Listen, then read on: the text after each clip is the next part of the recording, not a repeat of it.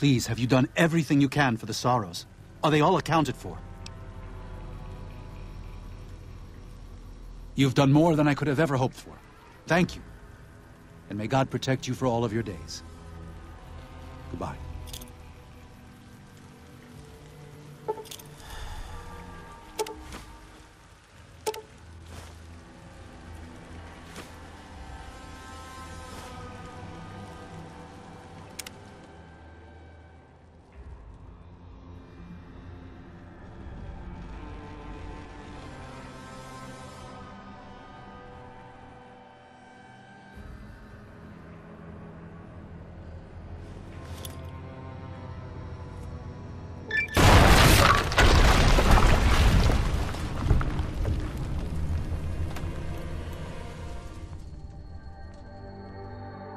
And so it was that the conflict between the New Canaanites and the Whitelegs was finally resolved. The courier's involvement had tipped the scale, shifting the fragile balance of power. After the Whitelegs drove the Sorrows from Zion, they celebrated by destroying all traces of the valley's former inhabitants. They appealed to the Legion for assimilation, but were denied. Their failure to eradicate the New Canaanites in Grand Staircase and farther up the Colorado had not gone unnoticed. The Whitelegs made a half-hearted effort to find the New Canaanites, but were driven off by dead horses trained in the ways of Joshua Graham. The Whitelegs lost all hope of joining the Legion and disintegrated into a number of petty raiding bands, leaving Zion Valley a polluted cistern. Daniel succeeded in leading the Sorrows out of Zion, as he had wanted to do from the start. The courier protected the Sorrows during the evacuation, ensuring that most reached their destination unharmed.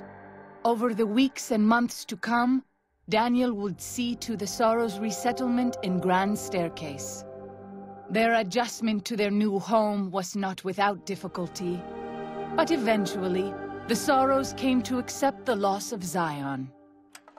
Having helped Daniel and the Sorrows escape from Zion, the Dead Horses returned to their home at Dead Horse Point. The tribe continued to learn from the New Canaanites, and over many years built a flourishing community along the banks of the Colorado. Though the tribe's bond would endure, it was Joshua Graham's legend the Dead Horses would revere, not the tenets of New Canaan's faith.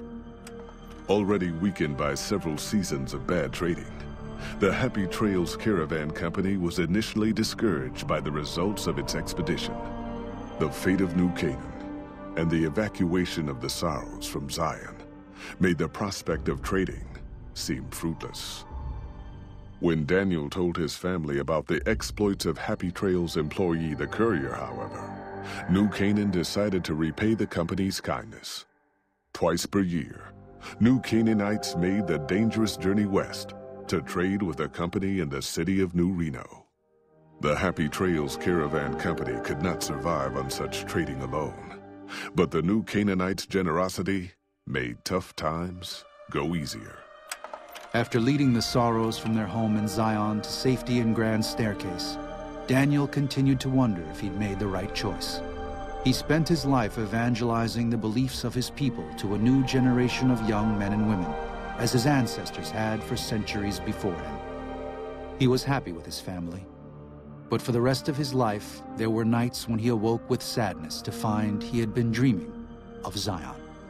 And with that, the courier walked out of the history of the tribes of Zion and back to the gathering storm of the Mojave Wasteland.